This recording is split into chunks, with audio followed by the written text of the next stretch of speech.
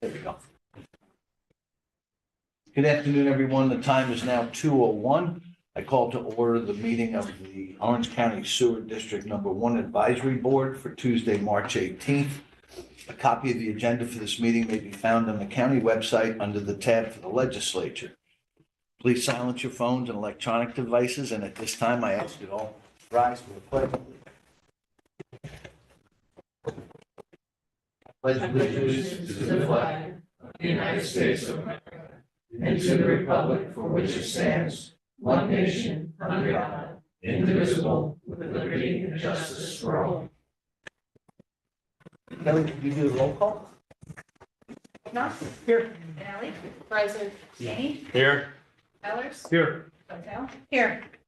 Here. Six present. Great. First up, we have, let's get, we have Joe Mahoney, no. He'll be down. He's here. We have Eric Denenga, Commissioner, Department of Public Works, Bob Gray, Deputy Commissioner, EF&S, and Mary Beth Bianconi, Partner Delaware Engineering, DPC. And I'd also like the record to recognize that Trustee John Carl is here from the Village of Monroe, and Councilwomen Poole and Bingham from the Town of Monroe Board. And thank you all for coming. Thank you. All right, you guys want to come on back? And we have Joe Mahoney.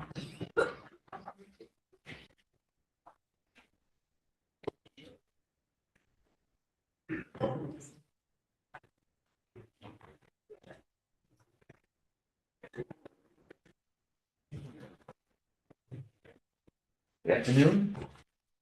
Hello, thank you for having us. Happy belated St. Patrick's Day for those who celebrate. Everybody's.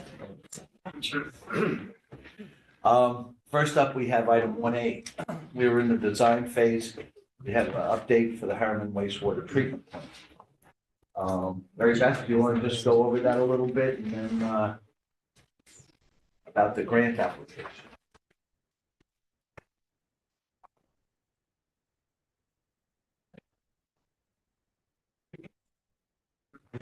We also have Gedalia Zegadin, Administrator for Town of Palmtree.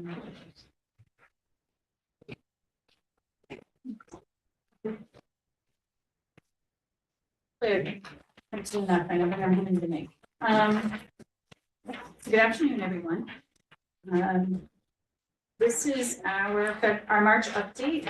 Normally, our format has been that I report on the work that's been done since our last meeting. This is a little bit of an unusual month because our next technical working group meeting is actually tomorrow. The third Wednesday of the month is tomorrow. So we don't have a ton of stuff from a technical perspective to report since our meeting is actually tomorrow. But I'll give you a brief update on a couple of things. The survey is completed. The county has copies. The asbestos and lead survey for the portions of the project where we'll have demolition is still scheduled to begin in mid-April, and the geotechnical RFP, including the buoyancy mitigation and shoring design, we are just finishing a few plans that need to accompany that, and our internal target to get that on the street is Friday. So that will be going out on March, I believe it was 5th. We had a delegation from county staff here, and a number of our employees went down to a facility in Princeton, New Jersey, an operating wastewater treatment plant to see some disc filters in action. So to see how those are working, talk to the operators, and that was to assist in equipment selection. I think everybody was pretty pleased with what they saw with those disc filters. And so that I think is in the works in terms of that decision. I have on here the basis design report. That is essentially pretty close to being complete for purposes of Speedy's permit application. One thing I just was talking with staff about, we had a peaking factor that we had previously used in our design reports. We updated all the flow data. We failed to update the peaking factor, so we have a little bit more math to do. But once we have that completed, then that most current version of the basis design report will be completed. And again, we have an internal target Friday.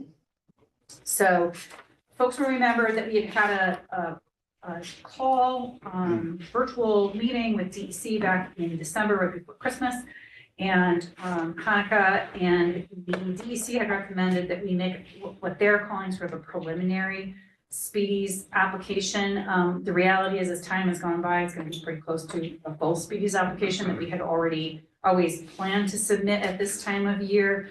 That again, we have the work that I have listed here, the application form, its attachments, the preliminary outfall design, and the wetland delineation, the draft notice of anticipated noncompliance, that's for during construction, and the supplemental climate risk form. That is all actually done. So the staff here has reviewed that. We have approval to get that submitted. So again, our rental target for that is also Friday. So all of these things are kind of coming together this week. On the variance for total dissolved solids and chloride, we did make a submission to DEC in February. We have, other than their acknowledgement that they received it, we have not heard anything from them. So we have it on our list to do a follow-up with them to see where we're at that. And then some folks who participated in that DEC conference call back from December will remember that there was a little bit of confusion on the state's part regarding our Speedies permit renewal process that we are engaged in. We had actually submitted a full application on September 11th, 2023. Interestingly, somehow DEC had it, but did not review it. They sent us a note in December of 2024 asking us for that information. We pointed out to them that they've had it since September of 2023. They, on March 17th, in March, they did actually send us a notice saying they did receive that information. They requested some additional materials, which we just sent to them yesterday. Table A, emerging contaminants plus dichlorobromomethanes, in case anybody want to know what that is. Future physical risk for climate, stormwater no exposure form, and a statement regarding no sewer overflow. So that all went on Monday. And now we're on to our favorite topic of financing, unless folks have questions on the technical stuff.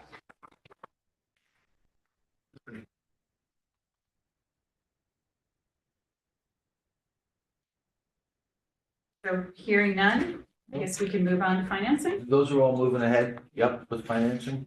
So financing, yes. So for financing, you'll see this list that's on the back page of your sheet is essentially the same list that we've been talking about for a little bit now.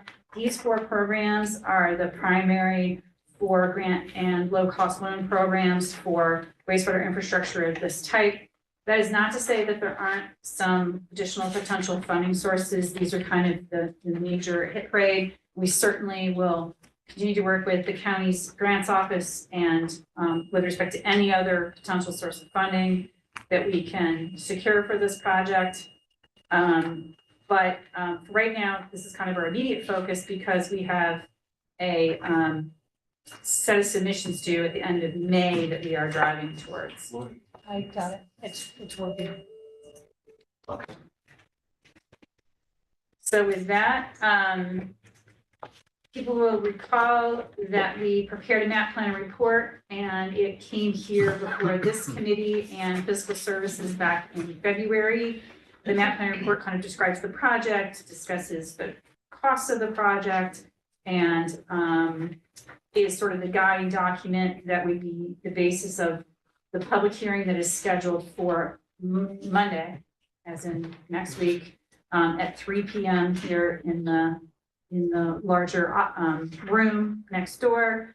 And so one of the things that I was hoping we could do today was I spoke with the chairman and he suggested that for that hearing that I put together a very brief PowerPoint presentation so that we could provide a brief discussion of where we're at, what the purpose of the hearing is with the public. And I'd like to go over my draft PowerPoint with the committee if we could. Great. So there's the topics there. And, take one and pass it, please. Yes, ma'am.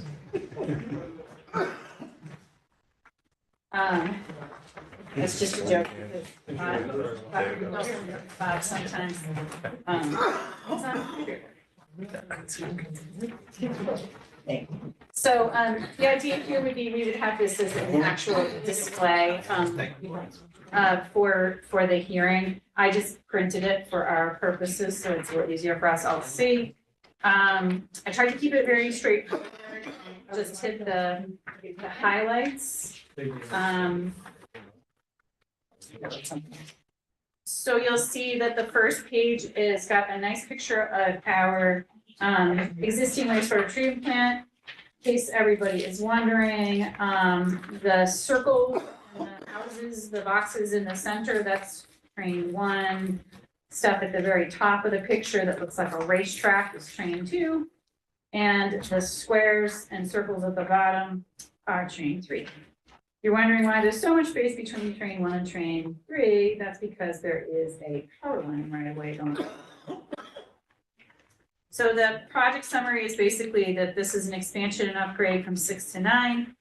The heart of this is we'll be replacing train 1 with a new 7.0 million gallon per day sequencing batch reactor, which is a biological treatment process.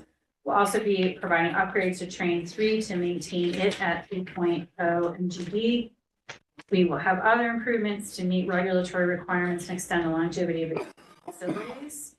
The project is currently in design, as we have been talking about. We have bidding for construction anticipated in 2028. And our current preliminary cost estimate is $185 million. That includes a fair amount of contingency as well as escalation in costs to account for inflation that we've all seen recently. Is based on today's prices escalated out to that 2028 bid, and know that our goal is not to be the low bidder on bid day with our price estimate. So it's intended to be conservative, meaning it's not a target to shoot for. It should be the maximum we could ever expect.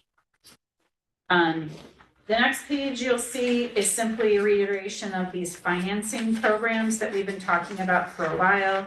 This gives a little bit of framework for folks to look at. These are kind of the big 4, as we mentioned.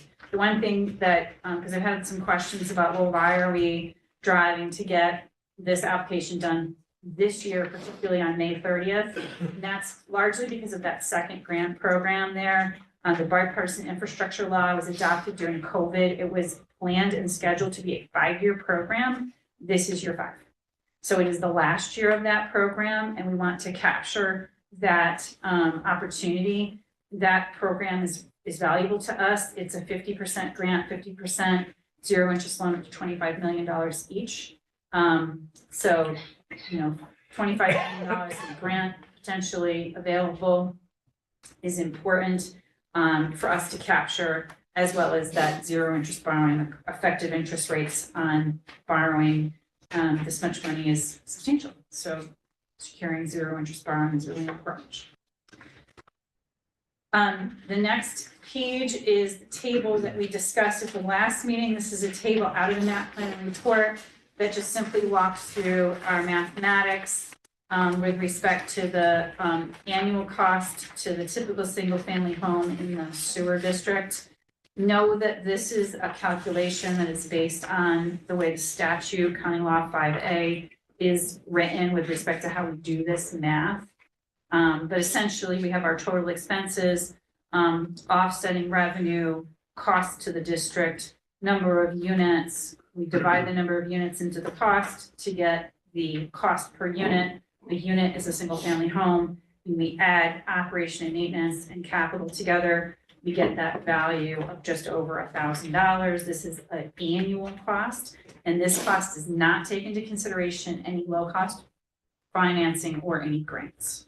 This is sort of the maximum cost. We consider it a worst case scenario because it is based on that very conservative analysis of capital costs, and it is based on a very conservative fiscal analysis of the impact to typical user. One footnote to that, I will say, is that one of the things we look at when we do this type of work is to see if there's a balance between the operation and maintenance cost and the capital cost. If one of them is substantially higher than the other, we start questioning how the project is put together. But you'll see that they are roughly $500 each. So that to us shows that there's a reasonable balance between the capital improvement cost and the O&M Okay, cost. we have a question from Legislator Total. When you're referring to single-family home, what are you doing when it comes to multi-family home, condominiums? Condominiums are much on the line anyway, but So to the extent that we have data, if there's a multifamily home and it's a 6-family home, it's 6 single-family units. So when you're looking at that total number of units, that 18,226 or that 19,752, that includes all of the units, right? So the other thing I should point out is there's a difference between those two numbers because folks who are connected to the sewer system pay operation and maintenance costs. People who are not connected to the sewer system but are benefited by it, so it's a vacant parcel but could connect, also pay the capital cost because their property's benefits improved by the provision of the service.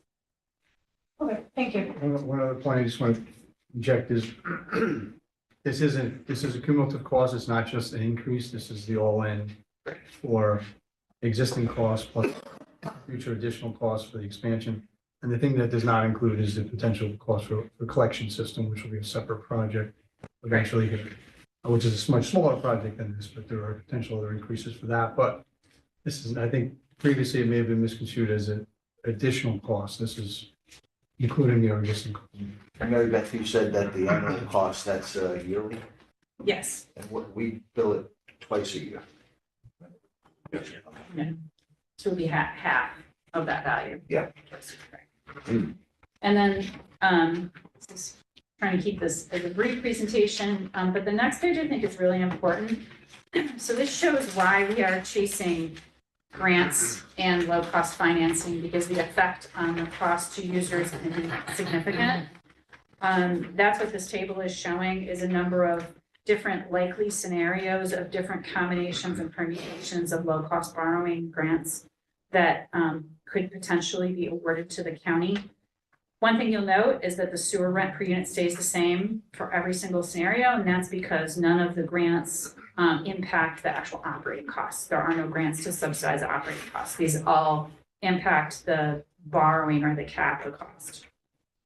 You'll see that as we stack the grant and loan programs, the value of capital cost per unit decreases so that we have a range of potential annual costs anywhere from, about $880 a year up to about $1,000 a year. If we got no subsidized financing, no grants. So we would reasonably expect the costs to be somewhere in this range. We'll also say that right now in communities, so towns broadly, I know you're a county, but just so we're thinking about our neighbors and friends, right, across the state, the typical cost is just below that bottom number, just below that 876. So it's not out of line with what you could reasonably expect to pay if you're in, say, a suburban town outside of Albany or in Buffalo, or because that's one of the things we think about is we don't want projects to be overly burdensome and create a non-competitive environment anywhere. So we know this is a lot of money, but it's also not completely out of line. So that's, I think, an important chart to understand why, again, we're driving towards being able to capture as much of this state and federal funding as we possibly can, because we can reduce the cost by, a few $100s a year, which is valuable. That's money that the sewer users can use to live their lives, buy groceries, pay bills, those kinds of things. And then this is at the last page, it's just kind of running through where we are in our process of getting to financing. So as I mentioned, the Sewer Advisory Committee and the Fiscal Services Committees met in February. The legislature scheduled the hearing for March 6th for the 24th. After the hearing, The balance of the process would be to run through the Sewer Advisory Committee and Fiscal Services in April. And at the May meeting of the legislature, take an action on the findings of this process so that we would be ready to go for our application at the end of May. And just for those watching online, what time is that meeting again on the 24th? 3 p.m. Mary Beth? 3 p.m. 3 p.m.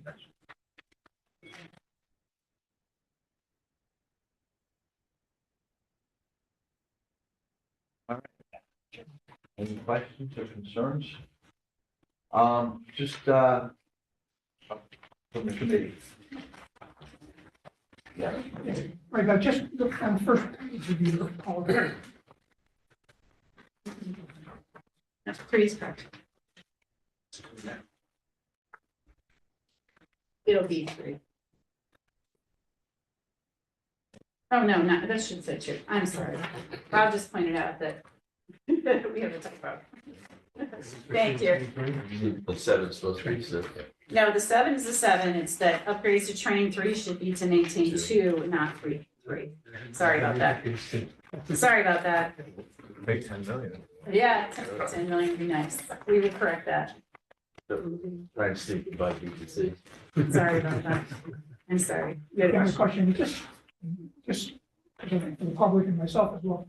When you talk about current, the last, second to last bullet, current design, including bidding, construction anticipated in 2028. Now, what would be the date that you expect construction would be done? So we would schedule for about a 24-month construction period, but it can be non-continuous. So in other words, they can have winter shutdowns, so it can actually take longer than 2 years. It can take. So I wouldn't start until 28, because that's when you, I'm just trying to get the dates. Correct. We would bid the project in 2028, and then we would probably, you're looking at 2030, 2031.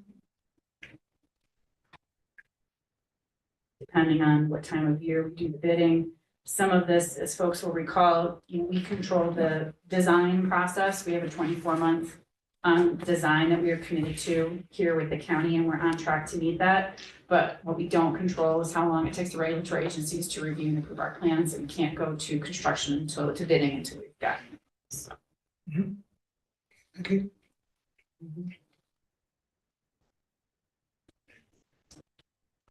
I'll take some questions at the end of Mary, what's your question? You had a cost estimate for one family. What is the impact on businesses? How is that calculated? So, and maybe one of you guys can explain it, but everyone's assigned units.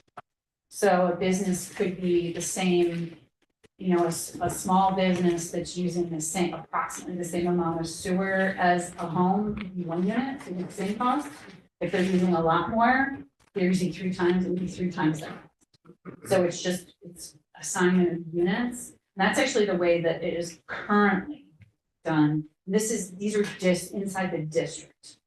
Outside the district is based on those on the intermunicipal agreements that exist. Suzanne, do you have something regarding this with the cost? Yes, please. First, I want to point out that the sewer rents per unit for O&M is very close to what the rate is today. Yes. The county is today charging over $500 per unit, and this is going to be very much in range. The only increase in cost is in the column that says capital per unit, because that is all the cost for issuing bonds to build this project goes into the capital per unit. I also want to get some clarification.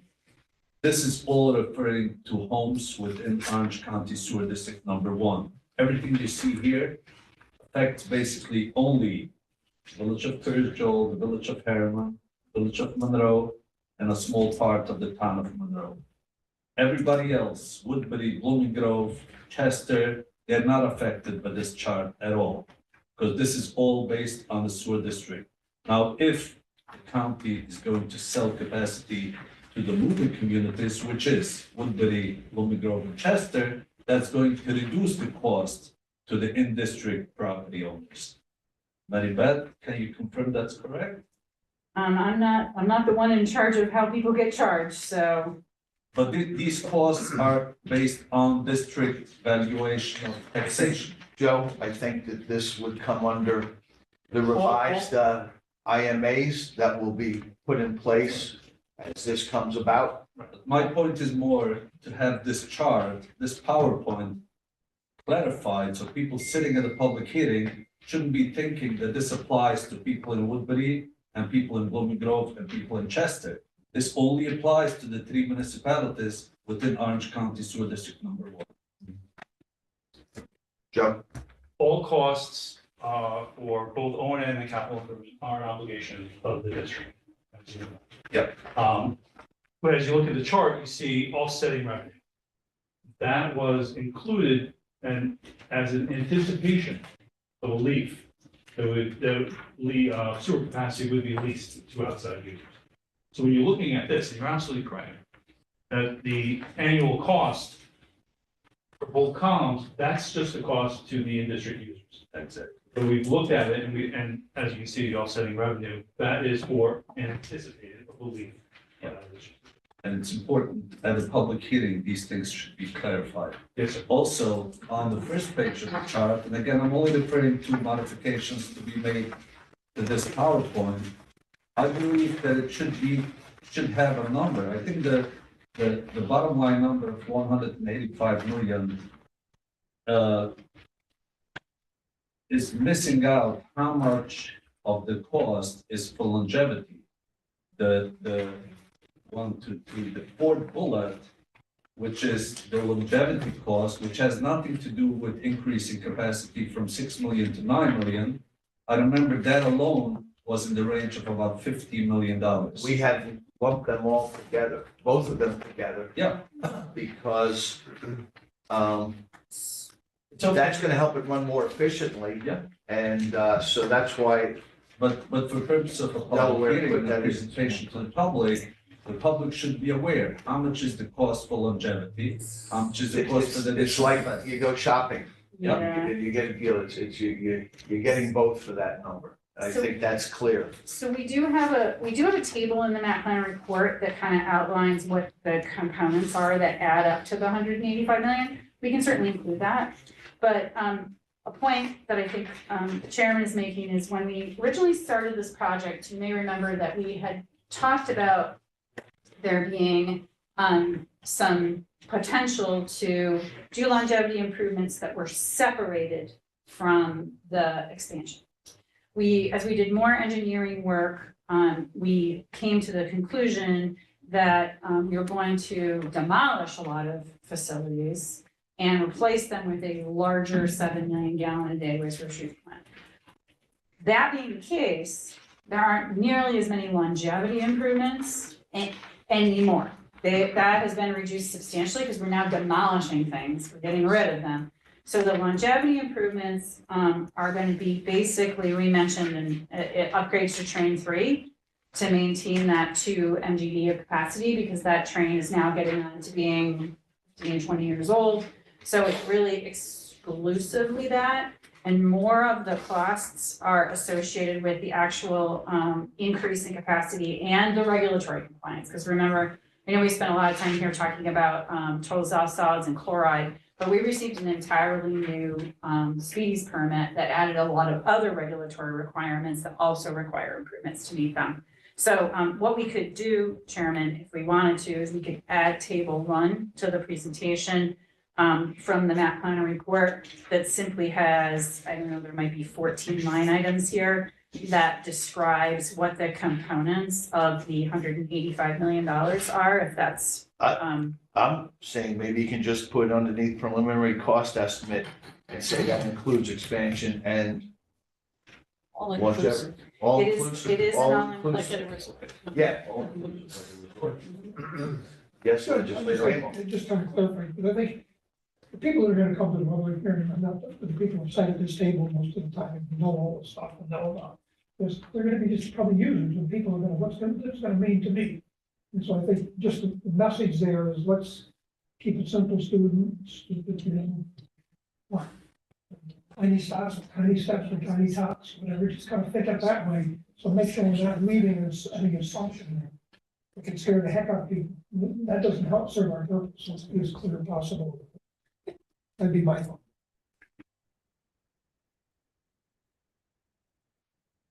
Hold on, Michael, just say that again. I'm sorry. I was saying, we just need to keep it as basic and simple as possible.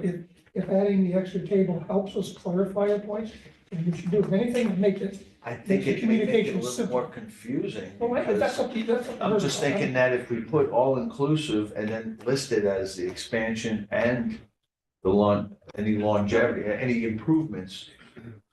I think that may go. Mary Beth, what do you think? Yeah, I mean, again, because the project is now, to your point, Chairman, it's now very much an integrated project. And because we're demolishing pretty much all of Train One, I mean, I can tell you right now, so new buildings is like $14 million. We actually expect that cost to drop. The SBR itself is $64 million. Sledge holding, I guess it's a new tank. You could maybe consider that longevity. That's kind of one of the problems. We have a new disc filter system at $12 million. That's regulatory compliance. We have new disinfection systems, regulatory compliance. So really, Train 3 aeration basin improvements, Train 3 filter system improvements are about $6 million. And then there's a whole bunch of other miscellaneous costs. So because when we started this project and we had kind of that longevity expansion, we've now changed the technical design. We no longer have that clean break between them. And I don't know to the point about for the public, I don't know that the public's gonna appreciate, because it's not gonna, the other thing you have to understand too, I don't know that that's gonna inform the public. When you send your wastewater from your home, whether you live in the district or outside of the district, it gets to the wastewater treatment plant by a network of pipes where it all gets blended together. And once it's at the wastewater treatment plant, it's gonna go into a brand new headworks where it all gets blended together. So there isn't really a way of saying, okay, I took a shower at my house in Woodbury and my water went to this spot, but not to that spot. Because just from a functional perspective, it's all really one large integrated project. I will tell you, when I first came here in 2010, whenever it was, I actually came here when this project was under construction because I knew the contractor. So I actually did a tour of Train 3 when it was under construction in the 90s. And I remember thinking, this is an unusual plant. It's rare that we see a site where there's 3 different types of technologies sitting on one site, all intended to work together. Which is very unusual. So this project is kind of working at getting from an operator's perspective, from an efficiency perspective, more to a more integrated type of plant. So we did, the kind of the logic and the design has changed a bit from when we had that concept of longevity improvement separate from increase. And so I think to some degree, there's a history here that obviously we can recognize, but today, that 185 million, by the way, it includes all of the legal and engineering costs, it includes contingencies, it includes bonding costs, it includes, it's intended to be this big, kind of all-inclusive value. One thing I feel, and you tell me if I'm wrong on this thought, is that when you give this presentation, everybody, you're in school, they tell you don't jump to the end. It's gonna be like when you look at it, you're gonna look and see what the impact is on the individual single home user. I think if we get into all these other different intricacies of it, it's gonna cloud that issue and the simplicity of what the impact is on the user. Right, and that really, when I agree with you, when you look at when you go to county law 5A, or you're looking at town law 202B, the purpose of having the hearing is to inform the public about the cost to them. Right, I mean, I think there is, I have 85 engineers sitting in an office someplace who are responsible for all the technical stuff, right? And the regulatory compliance is on behalf of the county. I think that my experience doing this for a long time is people are very focused on what's the cost to me. And as long as I can take my shower and run my washing machine and do all my things that I want and need to do, or run my pizza shop or whatever it is, right? I think you're right. I think that the focus is really more about the cost. I think people need to know, well, what's in it? Why am I paying for this? What are the components? And really none of that has changed. We've always had 3 drivers for this project. We've had aging infrastructure, which this project is addressing, albeit in a different way than we maybe originally thought. We have the regulatory driver, because even though our speedies permit is just celebrating its 5th birthday, the reality is it was issued to us in 2010, and we had a really, really long process to get to where it's celebrating its 10-year process, to where it's celebrating its 5th birthday. And then the last one is to meet that those demands, growing demands for sewer capacity. So it's always been sort of the 3 pieces. Okay. Yeah, just my thought. I agree with you, Mr. Chairman. I'm not disagreeing. My point is just be prepared for the question you might not expect to get. Sure. Well, you know that, you've done it, so if you don't need to have a chart, don't put it in, but somebody raises their hand and asks that question. You Yeah. want to keep it simple and explain it. Absolutely. And I agree. I think to get the guy's point, it's not just driven by the expansion, needs for expansion. There are other aspects, Sure. needs of this plan, you know, like Mary Beth just said, aging, regulatory, and then expansion. And I think simply just stating that and explaining that those costs are sort of integrated, it really doesn't matter. In the end, we have to charge a certain way by law, I think. And trying to nitpick exactly what dollars and cents went to which side is really going to be counterproductive. But the point is well taken, that it's not just one thing. Yeah. Absolutely. You know what? I just had 2 more hands here. I'm gonna take 2 quick questions from Councilwoman Rule from Monroe and Trustee Carl from the Village of Monroe. And then we're gonna move on. We have other things on the agenda. So my question was to Joe McKay. In your response, were the anticipated revenue from outside district users considered in developing this cost for the capital improvements? It was. Yes. So that means that once we do finalize those IMAs with this new cost for developing this, that maximum $500, that's not gonna come down outside of grants. I don't see the maximum cost that's established here, the 500, whatever it is. This, Will be reduced based on the IMA. Because that has already been factored into the cost per user based on revenue that would come in from outside of it. Exactly. That will, of course, subject to what is negotiated and decided, as of right now, I don't anticipate. Okay. Trustee Carl? Yeah, kind of dovetailing off Gedalia. On the project summary, the first bullet says upgrade expansion of the Harriman wastewater treatment plant from 6 million gallons per day to 9 million gallons a day. You show your preliminary cost at $185 million. So we're going from 6 million to 9 million.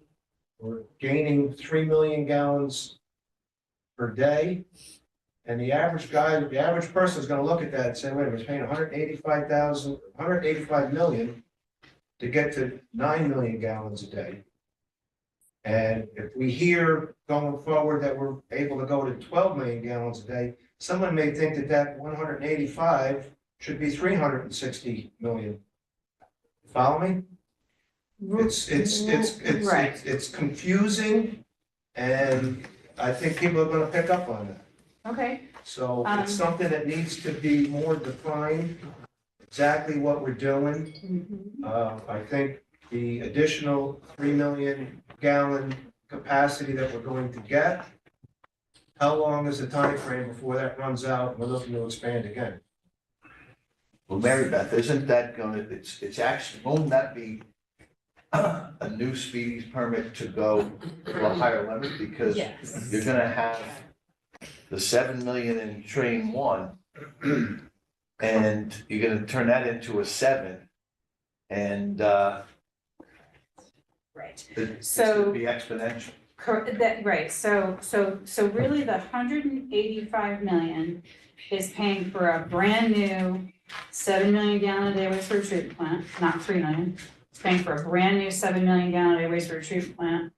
It's paying to extend the useful life of an existing 2 million gallon a day wastewater treatment plant and meet regulatory requirements, right? So that's kind of really what it's doing. So maybe I need to kind of provide a better summary of that. Yeah, I think I we gotta get a think little that's- bit more creative with that. A good question. And then we master planned this, and I can certainly either, maybe wait for the questions to confuse people. But we've master planned this so that the site can accommodate up to 20 million gallons. So the site can be responsive to those additional demands for flow. And there's a couple of different ways that can be achieved. But that was one of the reasons why we actually went away from the, where we had the plan where we were gonna do the longevity improvements and the upgrades separate, the expansion separately, because that used more geography on the site, and we would start boxing ourselves and start losing the capacity down the road if you ever said, hey, this needs to get bigger. So that's one of the reasons that we went to this particular design, because the footprint of that 7 MGD, brand new 7 MGD plant fits in the geography of what was train number 1. We can leave train 2, train 3 running during construction. There was a lot of value to doing that, but it also gives us a lot more flexibility. So I can certainly explain that, but I do understand your point about it looks like we're spending a lot of money to get 3. We're really spending a lot of money to get brand new 7. No, I understand, the average folk. Yeah, I like that point. And another thing, and not to interrupt, but to take it a step further, expanding it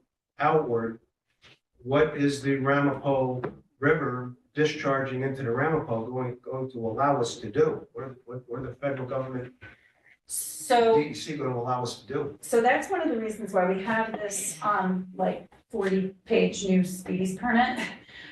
So the, treatment plant discharges very near the headwaters of the Ramapo. So the Ramapo River today, under, what's called the 7Q10 analysis, which is sort of a low flow analysis, is considered a wastewater dominant, water body in this segment. So in the northern segment. Once you get down further, like if you go down Tuxedo Way, it's a much bigger water body. There's a lot more geography to it. There's a lot more water volume in it. It's got a lot more, the watershed gets bigger.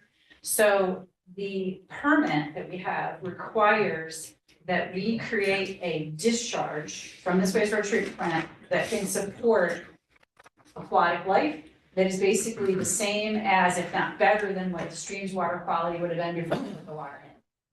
So we've taken all of that into consideration in this.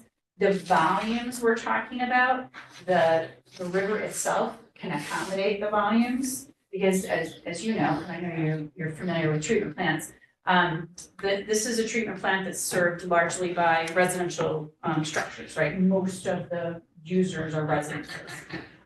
Residences have a diurnal pattern, right? So in the morning, everybody gets up, they use more water, there's a little bump at lunch, it kind of tails off, and at night goes very low. Treatment plant is designed where the volume of water that comes in gets equalized across the units. Water coming in is resident in the wastewater treatment plant for a long time, days, if not weeks, and then is discharged at constant flow, constant small flow out into the river to prevent sedimentation, erosion. There will be no pipe spewing water anywhere for anyone to see. In fact, right now, you have to go on a little bit of a trek to go find the existing discharge pipe. We are actually upgrading that pipe as part of this project. So that's another one of those. It's new, but it's also kind of a longevity because it's also sensitive to the environment. So we've already done as much analysis as we can do with respect to the river accommodating that. The other thing that we will add to this discussion is that while we've been working on this project, and this group knows this well because we went over this in nauseating detail, the Ramapo was added to the 303D list, which is the impaired water bodies list, and is scheduled for the state to make take actions to make improvements to water quality. One of the methods that they do that is by ensuring that the discharges into the water body meet those aquatic standards. So that's one of the reasons we have the species permit that we did. I think, just a quick question, is there still issues with ammonia levels, high ammonia levels from the discharge? So this project is intended to meet this, to meet that. Right, we have to meet As of right nitrogen. now, there's still high levels of ammonia. We have not had any violations of ammonia. No, the only thing we have our permit accommodates the only thing that we have currently issues with operationally is, trolls solid chloride, the plant's not designed to treat it. Okay. And for those, we have in our permit, we have a. Okay, Can I make just one real quick point? sure, Eric. Just to point to the first question is that, correct me if I'm wrong, Mary Beth, is the sequencing of the construction has to take place in a way that we have to continue operations of the plant. Yes. So starting in the way that the outline here with 7 MGD in one of the tracks, continuing the use of 2 MGD in another track, has to be that way. Somebody might ask, why aren't we expanding even more in this first phase? It has a lot to do with continuity of operations. Yeah. So it makes sense. Yeah. Everyone's gonna stop flushing their toilets, taking showers for 3 years. Then we can do something different. Well, thank you for the in-depth explanation, Mary Beth. It looks like we covered grant applications, we covered the public comment preparation, right? We're just gonna make a few small changes there. So that brings us to item 1D, Village of South Blooming Grove project update. And Yeah, I'll start it off real quick and ask Bob to fill in some of the gaps. We have, obviously, there's the odor issue at Airplane Park is really what this refers to, right? And potentially whether or not Village of South Blooming Grove will install a system that would mitigate some of that. We have been issuing a weekly letter to the Village of South Blooming Grove and the Village of Chester, in a manner with updated hydrogen sulfide testing results, and a couple of the manholes that are on site there. We've also been doing ambient air testing. That report will be out, I think, earlier, mid-April. On the ambient air testing, but generally, the results in ambient air have been in the range of 0 to 1.5, which is just barely in the limits where you're going to smell something, but essentially. that way it might smell sometimes and not. Correct. Sometimes you Yeah, get- and they're fluctuating levels, right? Yeah. Depending on the time of day, the weather, other things, the flow coming through. So there are fluctuating levels there. I do know the South Blooming Grove has some plans to upgrade a pump station, may or may not help the situation a little bit, but that's a separate project and it's a new system that they have referred to at some point. And the Village of Chester had recently made some upgrades to repair some of their equipment as well, which has helped to keep some of the levels down in their system. Is there anything else, Bob, there that No, the coming and going of it, remember, this is, the source of the sewage is from pump stations. So you have cycling on and off, and that's gonna provide, the pushing air and, forcing some hydrogen sulfide out from time to time as the pump cycle. So it's not gonna be a smooth, continuous pressure on in the manhole. And those meter readings are in the manhole that's sealed. We have manhole readings, but we were also doing what we call ambient readings outside. so the higher readings are within the manhole? Yeah. Yeah, definitely. And some of those manholes have recently been resealed to make sure we have Resealed. best Okay. seal on there, new seal on the manholes that are in close proximity. And with regard to the DEC, is there any requirements of reporting levels? Or can you tell us what levels would be considered dangerous to the public at large? If there's any. Well, first off, the levels in the manholes are certainly a lot different than they are the ambient levels. And our staff, when they have to go in a manhole, there's a procedure of purging them with air, and if need be, they wear protective equipment and breathing equipment if it's needed. And we have a meter that measures And that's required. those levels. That's in the manhole. Yeah. Very different than the levels outside. Outside the manhole, as Eric said, we're basically at 0 ambient, especially now that we've resealed the manholes. And our process for testing is to, if we get a positive reading at the manhole, we'll get, that's like within 2 feet of the height of the manhole, and then we'll go up 5 feet where somebody's breathing, presumably. Are you monitoring and get that also? Yes, both those, and we're doing that on a weekly basis, and And are they coming in acceptable levels? absolutely close to 0. Close to 0? Yeah. Okay. All right. So what would you feel Um, So obviously, there's no threat to the general public. No. No, okay. And if there was ever, Oh, you would be notified, we would be notified, absolutely. the town would be notified, DEC would be notified, everybody in the chain. Okay. Thank you. Okay, any other committee members have any questions or concerns? Yes, Chairman. Just a concern, if I was coming to a public hearing, I would want to say, okay, this is nice, but what's it gonna cost me? And to go along with Mr. Zegadin's point, if it's, the new costs are only the capital costs, I think you should add a line there that says, if we get all these grants, your cost is $160 every 6 months. If we don't get all the grants, your cost is We $250 do have that every data, 6 months. we have that data in another report that. No, but this is the PowerPoint that Yeah. we go to the So public that- hearing. Yeah, say we could. So that when the we could That public is- walks out, they say, my worst case that is scenario this is table. $500 a Oh, year. That is That's this in there. table. That is this table, right? I mean, what we could do, this is the annual. If you want, we could do it. We But can I add mean, a we should column. show it as a new cost, as opposed to, because if we assume that the sewer rent costs are the same, the 562, So we can so add, the only new costs are half of the cost of whatever the capital is every 6 months, okay, based on the number of grants we get. so we can, if we add to this table where it says capital per unit, if we said new capital per unit, would that clarify that? I mean, as long as the general public leaves, because they're gonna see 185 million and be, wow, this is gonna wipe out my savings, I'm not gonna be able to feed my family, but then when they get to the bottom line, what's it gonna cost me? And it's $160 every 6 months, or it's 250 on the worst case scenario, I think they would leave a lot more comfortable. Okay, maybe what we should do is on this table is maybe we'll make this capital per unit, we'll add new, and maybe we'll make it a different color. Or you could even say it during the presentation.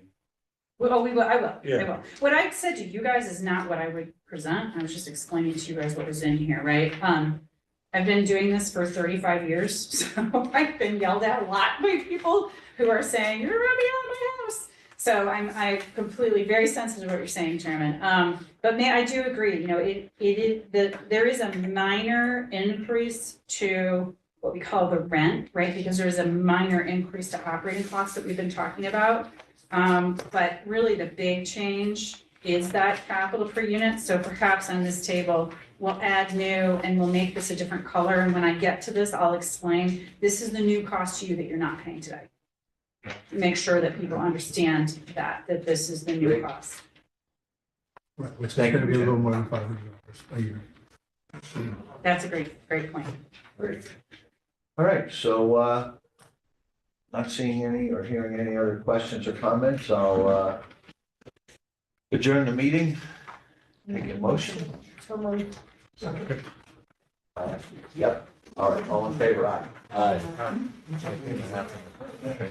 See you next week, see you on the. I think so. 3 o'clock. So I send notes to